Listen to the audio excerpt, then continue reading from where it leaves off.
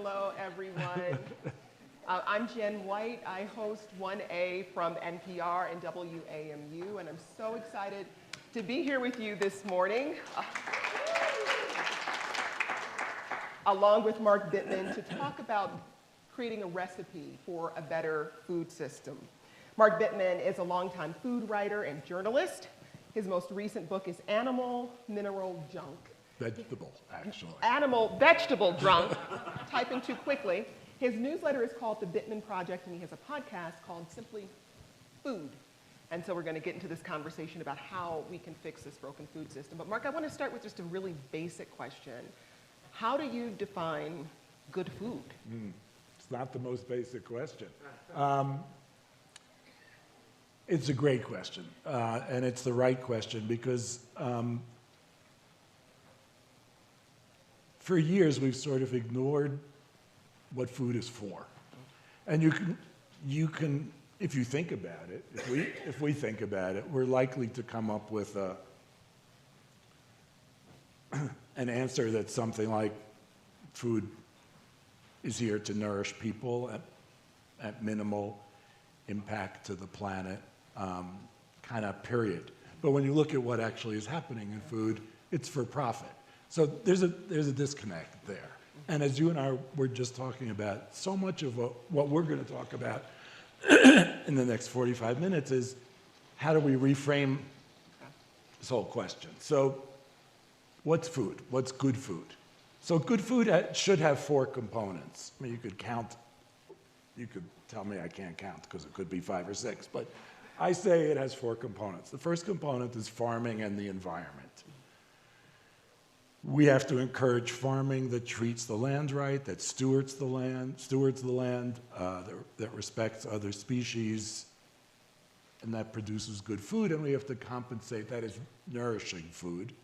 We have to compensate farmers accordingly. What's happening now is that farmers are being encouraged, paid, incentivized, subsidized to grow corn and soybeans and a bunch of stuff like that that gets turned into food for industrially raised animals and junk food, and that's the sort of backbone of the American diet. So number 1 is farming and the environment. Number 2 is labor. Depending on how you count, 5 or 8 of the worst paying jobs in the United States are food related. Farm working, retail, slaughterhouses, serving in restaurants, and so those are terrible paying jobs. Also, they happen to be jobs that are where the workers are subject to harassment or other forms of maltreatment. These are the people who bring us food we wouldn't eat without them. So it would be nice, ethical, smart to treat them well, to pay them well, to make sure that they're happy and doing well, and not just labeled essential workers and treated badly, but paid well, given benefits, given regular hours, and so on down the line. So that's the second sort of pillar of good food, if you will. The third is obvious. It's the one we talk about all the time, and that's nutrition. Food should be good for us, not bad for us. And yet, my favorite statistic, 60% of all the calories in the American food system are in the form of ultra-processed food, which means junk food, food that's not good for us, that's grown usually under soil and water and air destroying conditions. We need food that's good for us, and then the fourth thing is that food has to be made available and accessible to people. It doesn't do any good. It does some good if wealthy people can afford to buy good food and eat it. That's really good for wealthy people, but not everybody in this country is wealthy, obviously. And as I said to you, we were talking before, this is not a demand problem, because if 60% of the calories in the country are not good for us, then do the math. 100% of us are eating 60% not good for us calories, or 60% of us are eating 100% not good enough calories. We need to make good food, and that is food that treats the environment and farmers and workers right, and that is nutritious. We need to make that food available to everybody. That's a complete turnaround from where the system is at now. So when we talk about where the system is at, now, it feels like we have to talk about how we got here. What have been the major drivers for this? Because you said, you know, what we eat, it isn't really based on demand. It's supply. So explain that. Pull that thread a little bit more for me. I mean, the challenge of that is that it's a really long conversation. So do the shorthand version for me. Because it is the history of the Western world in a way. And you can start when we came down from the trees, you can start with the advent of mercantilism and colonialism and capitalism, you can start. But if you start, say, a mere 200 years ago, land in this country, after it was stolen from indigenous people, was given to white men.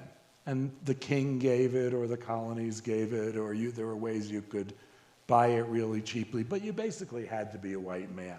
And then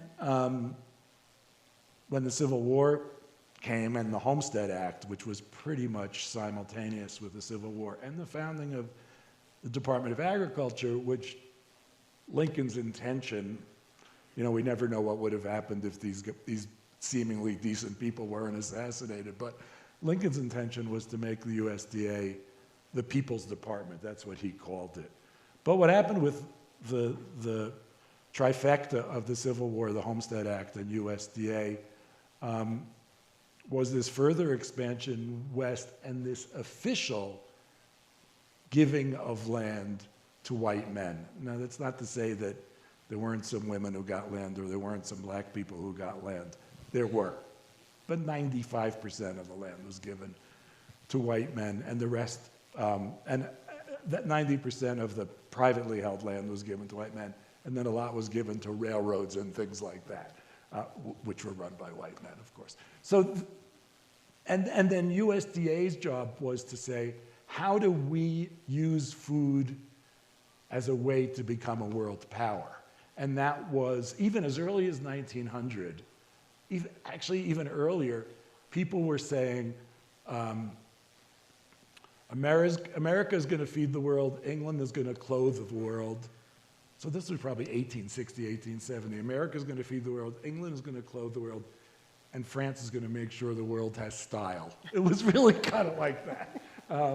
So the idea was that we were going to grow enough wheat at the time. It was sort of pre-corn, pre-soybeans. The primary crop was wheat.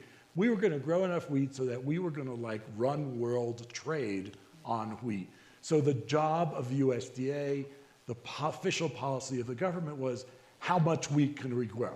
There was never, we go back to your original question, what's food for? There was never a US policy that said, let's grow enough food so that everyone in America gets to eat really great stuff and is healthy because they're eating good. It was known at the time that you needed good food to eat to be healthy. That was never the question. The question was, let's grow enough food so that we can trade a lot, make a lot of money, and become a world power. And that was extended through World War I, that was extended through World War II, and at the end of World War II, we really saw this sort of push towards ultra-processed food, towards convenience food, toward food that was almost a byproduct of the crops that we wanted to grow. And the crops we wanted to grow by that time were, in this order, corn, soybeans, and wheat, which could all be turned into, as I said before, ultra-processed food, animal products, and so on. And that, yeah, that's as short as I can make it. And that, but it's still, it hasn't changed, and there's still no official policy. I mean, imagine. I think this is unbelievable. Absolutely true. There's no official policy that says, let's guarantee that everybody has the right to eat good food. There's nothing like that. We have some rights in this country. They're being taken away one by one. But never has there been a statement that all Americans should be able to eat nutritious food. Rather, it's how can we support the people who are farming to produce as much as they can. It doesn't really matter what they produce, and the infrastructure is geared to produce corn and soybeans and either trade that or turn it into tradable things or turn it into marketable things.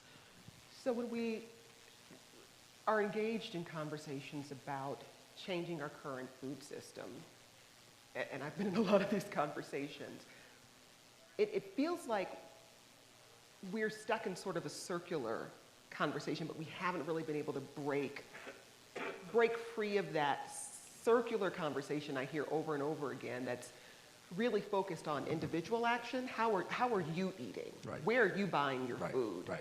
And it's a little less policy focused. So To say the least. to say the least.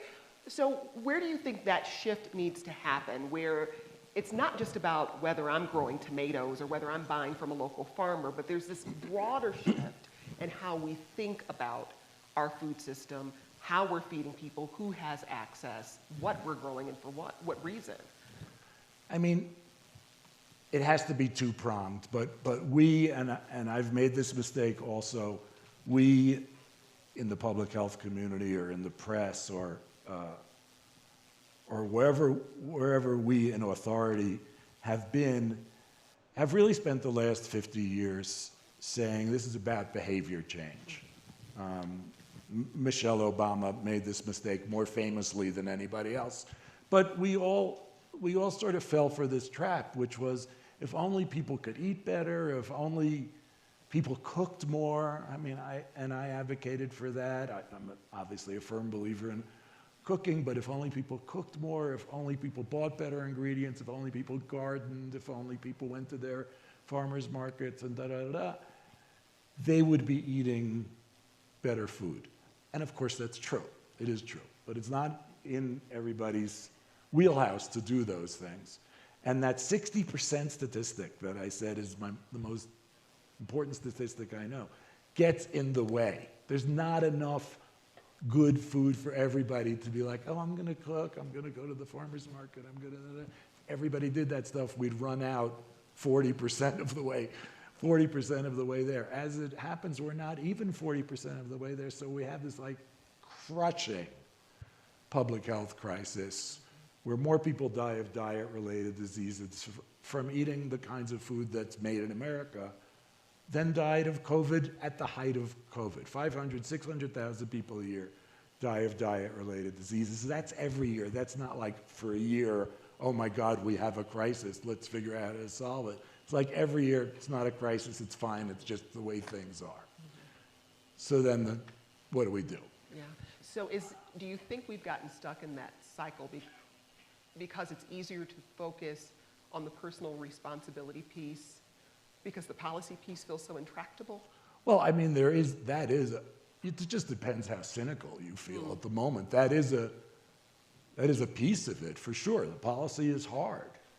But it's in the interests of almost all the food corporations to keep us believing that if only we change the way we eat and demand a different kind of food, then they will give it to us. And so you have originally well-intentioned success stories like Whole Foods or Chipotle or Sweetgreen, where people say, well, we will make better food available, but it quickly, in the case of Whole Foods, for example, turns into like we're going to sell organic shampoo because that's where the money is. And I'm not saying you can't go to Whole Foods and buy good food. You can, but it's not changing the big picture because the big picture does need to be changed by policy. And the policy does need to start with good food should be available and accessible for every American. When I say American, I mean people living in this country sometimes. Citizenship isn't an issue. And that's not the official policy. If that were the official policy, we'd have to start making changes in availability and accessibility, but that would have to start with agriculture. And that's why when I list what good food means, I start with farming and the environment, because you can't have good food in the market if you don't put good food in the ground. And we have so many, we could get into the climate change aspect of this. We could get into the topsoil loss aspect of this. We could get into the poisoning of water aspect and the poisoning of air and the carcinogenic aspects of the way we raise food, the ethical aspects of the way we grow animals, and factory farm is not a euphemism, that's what those things are. All of that is of a piece, and all can only be changed when we say we are part of a biosphere. We have to think that way. We need to treat the earth right, and only by doing that can we treat ourselves right. So it starts with farming. It almost doesn't matter what your motivation is, but if you say we want to eat good food, we want to treat the earth right, and you acted as if that were really the case, the other stuff would kind of take care of itself. I want to hear a little bit about your personal history with food. I think about when I grew up, how many people got introduced to the food pyramid at an early age? Yeah, very familiar. And I was following it like, oh, I was like, this is the way. It was probably not the way for me. But I also grew up with parents who were active gardeners. So we always had fresh fruits and vegetables. My mother was a homemaker. There were 7 kids in my family. She canned, she froze. We had access to a lot of things other friends of mine just didn't have access to because their parents didn't have the time to do that type of labor. So that shaped a lot of how I think about food, even though I practice really none of what my parents did in my life today. But I'm curious how your personal history with food shapes the way you think about our food systems now. I mean, I grew up in the middle of Manhattan. There wasn't a garden in sight. I don't know when there were Jersey tomatoes. I mean, I kind of remember that. Like, you would get really happy because the guy at the fruit and vegetable store would tell you these tomatoes are from New Jersey. That did happen. We, of course, obsessed about food, but there wasn't any sort of concern or knowledge about where it came from or what the ingredients were, and none of that was in my head because I grew up in a fairly diverse, I grew up in a completely segregated part of a fairly diverse neighborhood. There was once you left our bubble, there was food from everywhere, and I experienced that and really enjoyed it. And then I moved to Massachusetts to go to college, and there was like nothing. And I started cooking, and that was really important to me. And for whatever reason, I can't explain it, and I spent a great deal of time thinking about it. For whatever reason, I was drawn to non-European, non-American cooking first. So my first cookbook was an Indian cookbook. I take no credit for this. I don't know how it happened. But my second was Japanese, and I just started cooking like what I considered exotic, unusual. And that continued, and I wanted to be a writer. I knew I would be a writer. I didn't know what I was going to write about. So that was my 20s. I did political work, community organizing, but no one was interested in me writing about that. I knew how to fix bicycles. No one was interested in me writing about that. I hitchhiked cross country a few times. No one was interested in that, or my pot smoking adventures, or any of that stuff. No one was interested in any of that. I wrote an article about food, and I sold it immediately. So some stuff is about putting yourself out there and being assertive and knowing what you want, and some stuff just like shit happens, you know. and that. Then I wrote about many different things in the 80s because I was becoming a writer.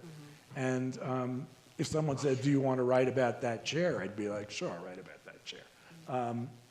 But it kept being food oriented. I kept cooking. I got better at cooking. I got to meet lots of people in the food world. I lived in New Haven, which was close enough to New York, which was at that time really the epicenter, and had little competition. Obviously, things are much different now, but in the 80s, even LA and San Francisco a little bit, but even most of the places we think of as having great food now did not, but New York did. And yeah, and I'll say one other thing. I did become convinced that if everybody cooked, the world would be a better place. In a simple way, that's kind of true. I also became convinced that if Americans learned how to eat rice and beans, and when I say Americans here, I guess I mean white Americans, if people like me learned how to eat rice and beans, the world would be a better place. You couldn't expect to have like expensive food on your plate at every meal, and yet, in a way, we do have many of us do have expensive food on our plate, and whether it's expensive from a dollar perspective or it's expensive from its hidden costs, its environmental costs, its health costs, its climate costs, it can be expensive, but there is plenty of good food out in the world. It tends to be simpler food, it tends to be peasant food, it tends to be not expensive in any of those ways. So that kind of stuff, I developed that way of thinking gradually and through the early 2000s, and in 2007, 2008, I started writing about that for the Times. The intersection of, was that a bug or is that? I was visited by a little friend there. It's okay. I thought you were dancing. I started writing about that kind of stuff for the Times, and I'll finish on it. And then I talked my way into an opinion column about food for the Times, which I did for a few years. And then I wrote Animal Vegetable Junk. Here we are. I want to talk about the two sides of the food access coin, because you mentioned how many of us have very expensive food on our plates ordinarily. But when we talk about food through a social justice lens, who has access to good food? But it takes for people to access that food, whether you have a grocery store in your neighborhood. Where does that conversation stand right now, and what are the biggest barriers to providing that kind of access for everyone? Yeah. I will go back to something I said a little while ago. I guess I said it privately to you. So I'll go back to this thing, which is pretty simple, which is, it's great to say that we should all be using public transportation, but if you live 2 miles from the bus stop, it's kind of impractical. So it's in a way, it's a good analogy. It's great to say we should all be eating great food, but if you don't have access, it's a problem. So how do we get access? And part of, let's say, the better food community will focus on food sovereignty, by which we mean how do we each have control over where our food comes from? But that's a slippery slope, because it's certainly appropriate from a racial justice perspective, because the ability to produce your own food has been ripped from the heart of most of the world's, let's say, underserved people. People don't own their own land. 98% of the land in this country is owned by white farmers, and something like 80% of the land, 90% of the land is owned by farmers who have a lot of land. It's not as if we can say, oh, well, people need to take back the land and be in control of how they get their own food, whether they produce it themselves or in their own communities. And that, it is important. I don't want to downplay that, but that alone is a challenge. Land reform, a dirty word 5 years ago. I mean, just as reparations was a dirty word 10 years ago, now you can say it out loud. Land reform was a dirty word that you can now say out loud. But how do you get to a place where, as you said before, these are policy issues. How do you get to a place where you put land in the hands of people who are going to farm it well for their communities and build out from there? So, in a way you can talk about that stuff, but you can also talk about it till you're blue in the face, and how do you get policy change? And for years, I'd have conversations like this and wind up saying, if you're a young person and this stuff matters to you, then you should be moving to Texas or Nebraska and running for Congress or Senate, because we need people who believe in this to be helping shape laws. That's a bit, that's a tough stretch also. So, I can tell you what I'm doing now, and I guess you'll ask me. Yeah. But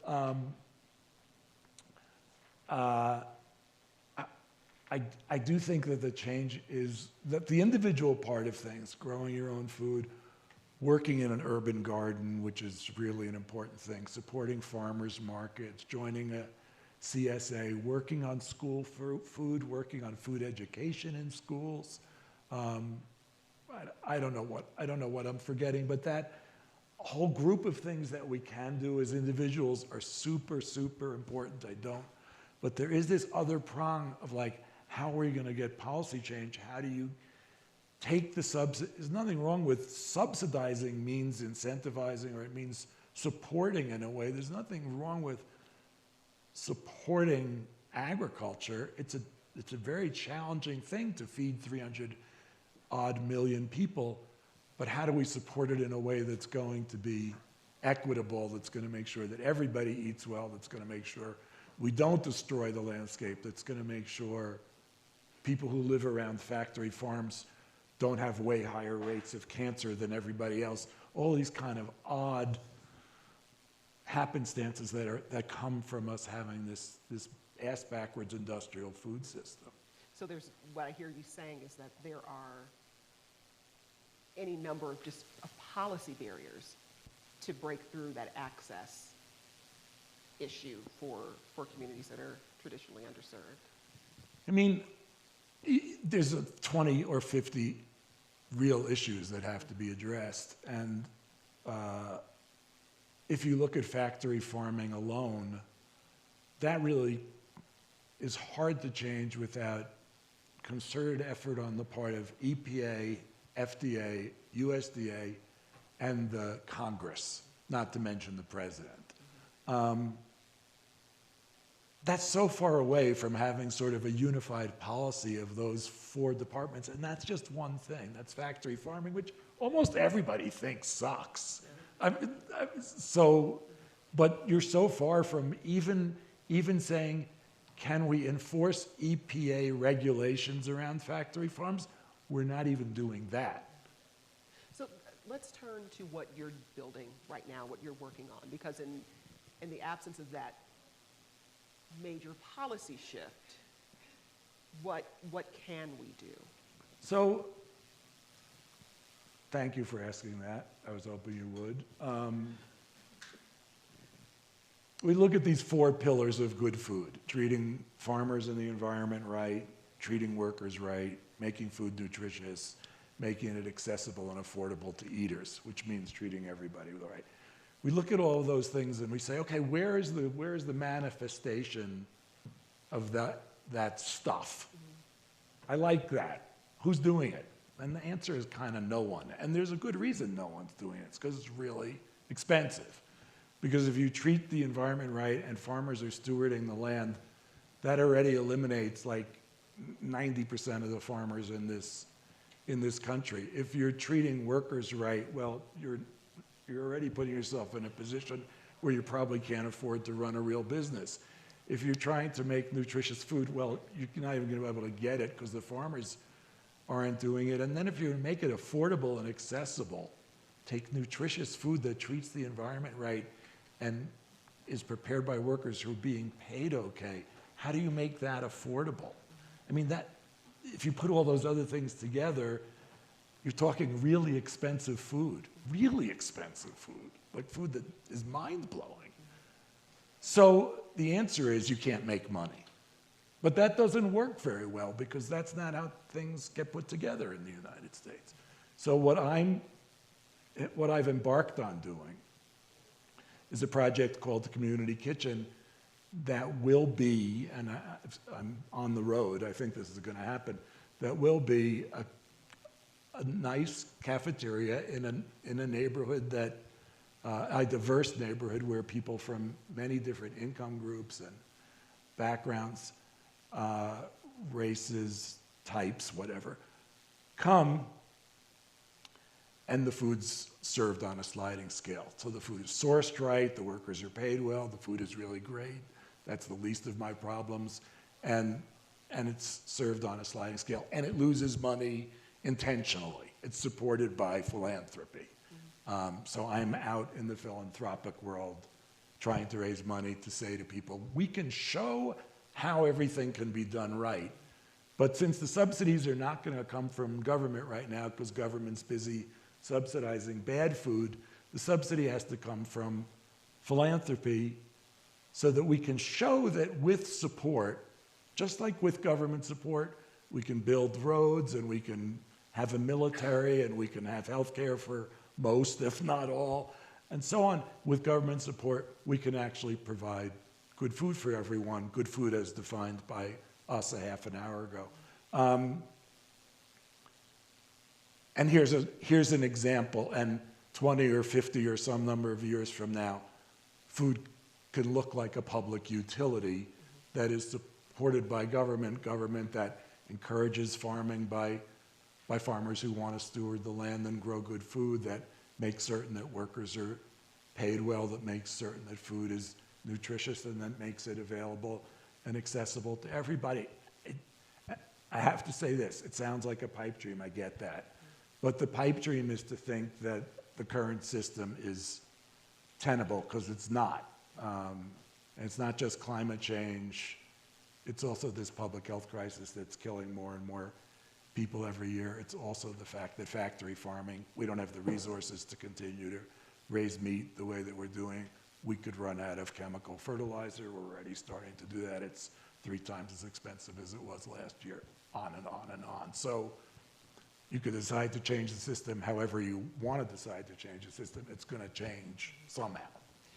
So what you're building is a place for people to go to access this food. Is this scalable if we're talking about the food people bring into their homes? It's replicable. I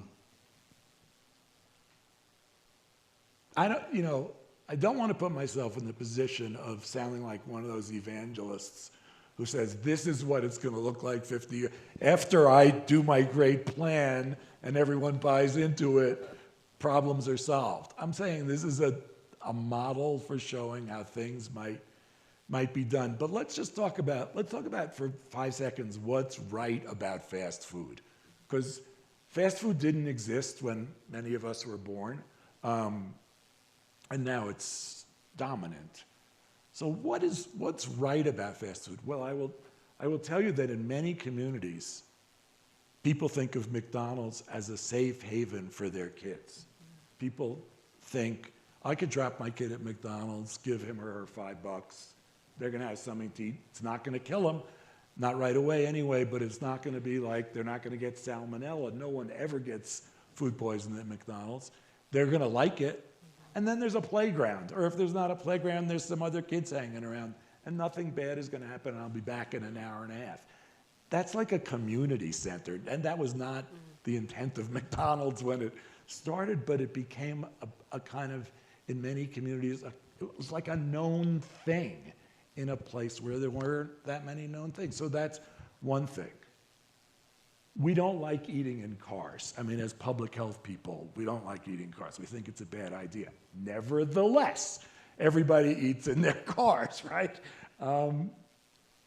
So we don't like eating fast. We don't think it's a good idea to eat individually. We should be sitting down in a group and enjoying each other's company and talking about our families. That's all great. Not everybody does that all the time. We all eat fast. We're always in a hurry. We do eat in our cars. The drive-through window is like one of the most brilliant inventions ever, and we all have used it, and we all go to places where the drive-through window is slower than getting out of your car and going into the place and getting whatever you want. But we're used to it. This sort of system of producing halfway decent food quickly evolved, not directly out of fast food, but fast food sort of stole the best ideas of short order cooks and turned them into a way that you limit the menu and you just produce stuff pretty continually, and all of those things can work with good food.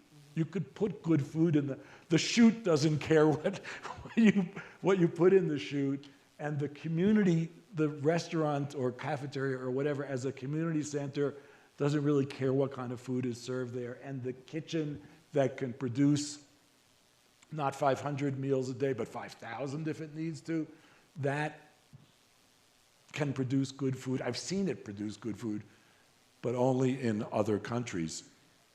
That can happen also. So there's a way in which we can play around with some of the best ideas of the last 50 or 100 years while making food that adheres to tradition. And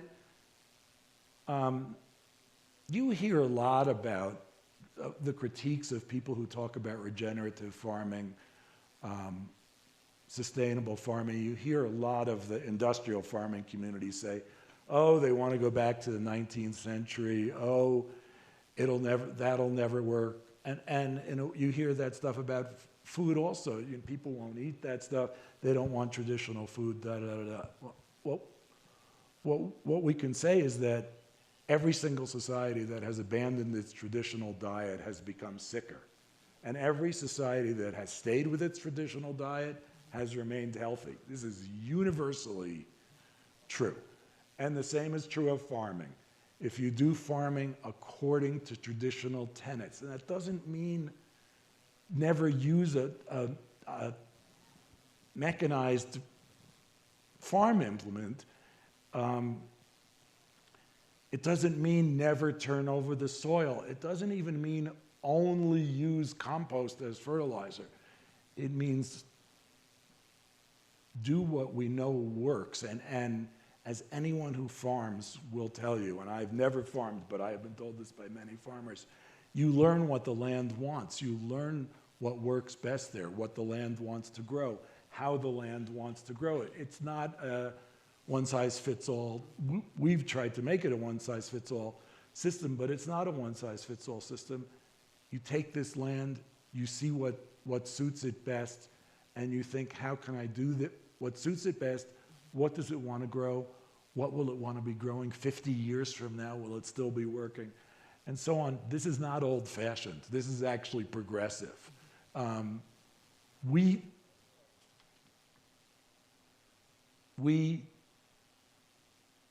tried to wipe out the existing world in the 19th and 20th century.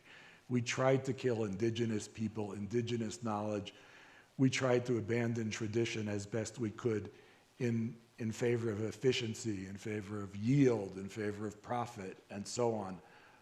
And we did a really good job of killing a lot of that, but we haven't killed it all, and that we have to learn from that. This is not sort of direct science, but we have to learn from that, and we have to bring back what's known from tradition, what's known from the natural world, and use those things in an intelligent way with what we know about progress and efficiency and so on. We've been talking about the food system really through a U.S. lens so far. Is it possible to have that conversation, or do we have to think about this globally when we think about the Russia's invasion of Ukraine and how that's impacted wheat or fertilizer supply? Is this a global conversation, or is this really a U.S. conversation? Right, or is it a conversation that you have in your local community? And so I think it's all. There is no governing world body, in case you haven't noticed. But we also have noticed that what seemed like a sort of very simple act of Russia invading Ukraine, not to say it wasn't outrageous, it was, but the first day that happened, did people say, wow, food prices are going to go up? They did not. Most of us did not. And most of us still don't understand how that happened. I have a podcast actually coming up with 2 international food experts trying to explain to me why that is, and I can't explain it to you. So they did an okay job, but there is an international, we have to act internationally as we are acting on climate or trying to act on climate internationally. And there are international models. The model for community kitchen, which is the thing I'm trying to start, really is a series of restaurants that existed in Brazil in the 90s, but were closed when Bolsonaro became president. But there were people's restaurants, they were called. And in Brazil, one of the best models for sustainable agriculture is in the Indian state of Andhra Pradesh, where literally millions of farmers are now using primarily cow urine as fertilizer instead of chemical fertilizer, and making more money and diversifying their crops and even seeing better yields and so on. So we can learn from the rest of the world. But I talk mostly about the US because I don't know a lot, but to the extent that I know anything, it's about the US, and it's here where we can at least talk about policy. I don't know what national policy is in India or Japan, or, I mean, you could find out, and some of them are better and some of them are worse, but it so cries out for a revolution, but it so really needs incremental change that it's frustrating. Well, let's turn back a bit, just a few minutes left. So many people I know are trying to think about how they eat, whether they're moving towards a more plant-based diet or they're really thinking about eating local. And I know we've been talking about, okay, we really need major policy shift. It's not so much about individual action, but when we're sitting in front of our plates, what should we be thinking about? I mean, I get it. I don't want to, I'm not saying I don't want to sound defensive. I get that we need to talk about how each of us eat. It's really important, and people are disappointed at a thing like this if we don't talk about that. And the policy stuff is so frustrating and so hard. It's nice to have a takeaway. But even if it's how we advocate in our own lives for those policy changes. But so you used a couple of catchwords, plant-based and local. They're both really important. But so the short version first. The short version is we should eat less junk food than we do, almost none. Junk food is never local. I mean, you might live next to the Hershey bar factory, in which case it's local, but junk food is not local. So we should eat less junk food. We should eat as regionally, locally as we possibly can, and that often means eating more foods from the plant kingdom, which we should be doing. But if we're eating no junk food and we're eating as few industrially produced animals as we can, that also argues to be eating, if you're going to eat animal products from a farm that you know. You can label anything you want, made in America.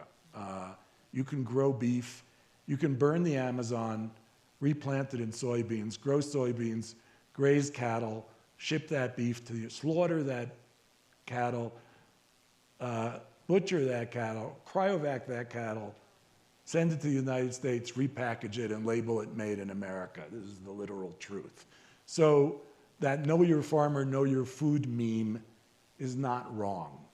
So if you think of local/regional, if you think of more fruits and vegetables or more plants in general, and if you think of animal products from a place that you understand, you know how those animal products are being produced and you trust that. It's kind of as simple as that. We all do need to be eating more plant foods. I don't think that veganism is the holy grail. I think that it's unless you have an ethical objection, it's fine to eat animal products, but you really ought to know where they come from, and that limits it. We didn't really get into what's wrong with factory farming, but the answer is a lot. And so, yeah. So we've got just a minute left. I see. Any last thoughts? I mean,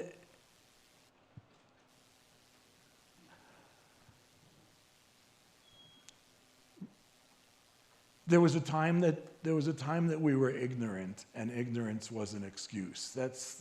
That's true about many, many things in the contemporary world. We once believed in the divine right of kings. We once believed that any industrial progress was for the better.